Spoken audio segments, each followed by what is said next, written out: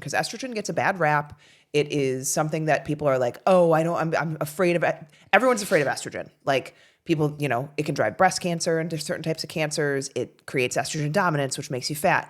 But estrogen is a vital hormone, which is why menopause is so hard for so many people, because you lose estrogen. And if you tank your hormones and your adrenals, you're not going to have the adrenals to back up for estrogen production after your ovaries are done. So estrogen protects your heart.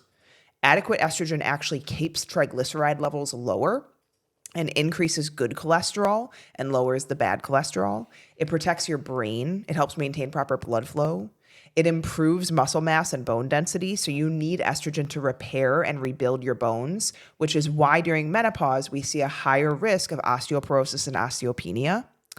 It boosts your mood. Estrogen helps keep serotonin levels regular, helps the effectiveness of endorphins, and it improves your sex life because estrogen is vital for your sex life. It keeps the vagina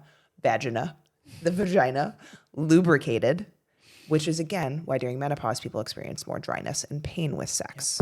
And like we talked about with Esther Blum, actually, if you're taking some estrogen, putting it in intravaginally to help keeping you lubricated, which, by the way, this is not an advertisement, but I am going to share a product that I really like. It's coconut oil lubricant.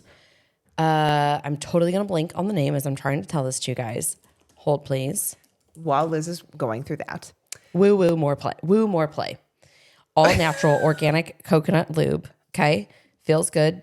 Tastes good. All these good things about it. But one thing I love about it is that they also have travel packs, and they also make like wipes, vaginal wipes for you after, and all of their stuff smells really good. They even make aphrodisiac like balm. Interesting. So anyways, check them out. They are really good in my opinion. I've used them probably, 3 or 4 years. Sent them to some of my best friends kind of as gag gifts, but also they loved them. And so anyways, check them out. Yeah.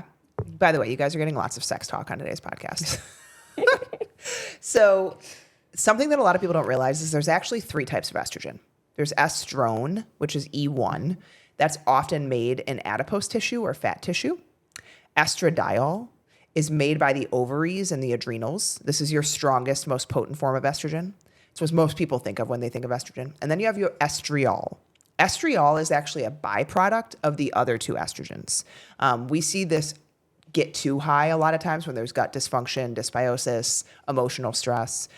In general, though, we're just going to kind of refer to things as estrogen. And this is something that when we test hormones, we test estradiol and we also test total estrogens, because estradiol might be normal and you might have higher levels of the other ones, making total estrogen high.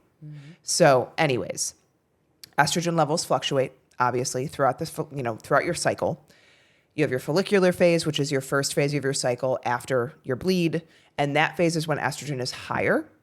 And then that is kind of it's your follicular phase, because estrogen causes the follicle stimulating hormone. It interplays with that. And that's what allows the follicles to grow, so that around ovulation, they release egg. The biggest follicle releases an egg. And then progesterone comes into play to help support potentially the embryo that has developed from pregnancy. If there is no embryo, then obviously they both decrease and you go into your next cycle. But estrogen and progesterone should work together to help balance the body, but often they don't. And this is not always going to be caught on blood work, because it's not always necessarily high estradiol or estrogen. We're talking about a relative relationship here. So it's what is estrogen in relation to progesterone? Yep. Well, and the thing is, you could do blood work at 8 a.m., 9 a.m., 10 a.m., 11 a.m., 12 a.m. You're going to have all different types of measurements there, because one thing that I heard a few weeks ago that I really thought was a great analogy for blood work compared to the Dutch. I think actually Esther Blum talked about this. You're getting a picture, a snapshot, a selfie, right? A moment in time to a movie on the Dutch test, because that's taken over the course of like 12 to 18 hours. And then again, it's important to see how are you clearing your estrogens, which is one of the biggest things that I personally like about the test, amongst many other things, because there's so much good information on the Dutch test. But if you just go to your doctor and, let's say you're somebody who's wanting to look at your hormones for fertility. right? We know there's specific days of the month then that you need to be testing your blood work to look at ovulation, for example. Is your progesterone high enough? Did you just ovulate? Typically that's between 19 and 22. But on the flip side, if you want to get estrogen, you're going to be testing in the follicular phase. And so, it's really important because sometimes we get blood work from people and it's like, great, well, where were you at with your cycle? What cycle day were you on? And if you're a menstruating female, that's important to know. And so anyways, we're talking about, as Becca mentioned, relative to progesterone. So you can have some of the following scenarios. You can have high estrogen that's just outright estrogen dominance, normal progesterone, but really high estrogen. You can have high estrogen and low progesterone. You can have normal estrogen and low progesterone. So again, it's not high estrogen, but relative to progesterone, it's higher. Or you can have low estrogen and lower progesterone. So that's still the dominant sex hormone because it's higher than progesterone. Yep. And that was me. I was like totally low on some of my stuff. And then estrogen was higher. And I think same for you. Yeah. So my MO, because of my history, is like extremely low hormone levels. Whenever my body gets stressed, my body kind of depletes hormones. That's just, everyone has different predispositions, and that's mine. And my estrogen was below the normal premenopausal range, and my progesterone was below postmenopausal range. So I had both very low hormones for a 34-year-old, but estrogen, I was still having estrogen dominant symptoms. And so what are estrogen dominant symptoms? One, painful periods, heavy periods. I was bleeding through a super tampon in like 2 hours or less. Irregular menstrual cycles, mood swings and irritability, especially around your cycle, like anxiety, depression around the cycle. PMDD, which is premenstrual dysphoric disorder, which is basically PMS on steroids. It's really, really awful for some people. Tender fibrocystic breasts, acne, frequent vaginal infections, insomnia, migraines, weight gain, all are estrogen dominant based symptoms. So you can also have conditions related to estrogen dominance. Again, think root cause here. Like a lot of people say, I have endometriosis, I have fibroids, I have cysts. What caused those though? That's what we want to look at. And a lot of times it is estrogen dominance. It is estrogen because estrogen essentially thickens the uterine lining and progesterone keeps the uterine lining in place. So if estrogen is really, really high, it's going to make the uterine lining thicker and thicker, which is going to make more and more pain, heavier periods, and can cause cyst development, or it can cause abnormal tissue growth. So endometriosis right now affects 11% of women. 90% of women experience PMS symptoms, 9 out of 10. 80% of women will, by the age of 50, have developed fibroids. And 264,000 women and 24,000 men, because estrogen dominance can happen in men, are diagnosed with breast cancer in the United States. And I believe PCOS is now 1 in 9 women.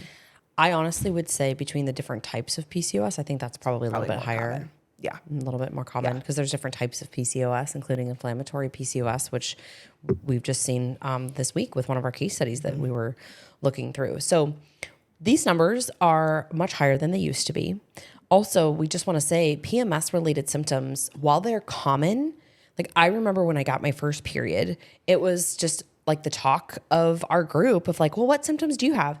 And I would be laying on the floor taking Midol with a heating pad on my back and my ovary area because I was in so much pain. And then I had horrible acne. A lot of people get migraines or they just feel not like themselves, like Becca was mentioning, that PMDD. So even though these things are common and normalized in our society, I will tell you, majority of my clients, I actually just posted about this last week, see tremendous improvements within the program around their cycle. Like I'm not even noticing that my period's coming. Like it all of a sudden just came. I'm like, that's good. That's how it should be. I very rarely notice that my period's coming. Sometimes I'll notice a little bit of like the gurgling or kind of cramping, but it's like very, very light. Yeah. It almost feels like a bloating, cramping type of a thing, but it's not. And so anyways, what causes estrogen dominance? What gets us to this place where we have higher estrogen relative to progesterone? So in rare cases, estrogen secreting tumors can cause measurably high levels of estrogen. So this would contribute to estrogen dominance, but is typically more causative of just excess estrogen. And so blood sugar dysregulation and insulin resistance, promote increased fat deposition around the belly, especially, but adipose tissue, as Becca was saying, right? That's one of your estrogens that gets produced in the adipose tissue. So you're going to see with this that the fat cells synthesize and store estrogen. Having excess body weight would contribute to that extant dominant state. You're not clearing the bathtub. So anytime we're talking through the Dutch test, or we're looking at how somebody is detoxifying estrogen, we're looking at how are they draining their bathtub. So the analogy that we always give is that you have a faucet that's on, the bathtub is full, and the drain is clogged. You need to unclog the drain, but you also need to turn down the faucet. So a lot of things that cause that faucet to continue to flow are exposed to us through our environment, what we're using on our hair, our skin, our nails, various products. So exposure to these, what we call endocrine disruptors or endogenous estrogens, are endocrine disrupting chemicals, and they mimic the behavior of estrogen in the body. So we've done a lot of podcasts about this in the past, but again, you're thinking certain processed foods, high sugary foods, personal care products, pesticides, plastics. If you're, cooking your food and then you're throwing it into a Tupperware container while it's still hot, think about chili. If you've ever heated chili up in a plastic container, that plastic container never is clean again, right? Because it's got that greasy, red stain to it. Well, that's because the food went into the plastic, and the plastic also seeped into your food. So don't do that. Glass dishes only. But the excess exposure of these things, including other things like EMFs, right? Keeping your phone, if it's charging at nighttime, away from your bedside, plug it into a wall that's not on the same side as your bed, turn off your Wi-Fi at night. Different things like that can all impact this as well. But they change the body's patterns of your hormone homeostasis. And this all in turn contributes to estrogen dominance, even for someone who doesn't have that excess estrogen production.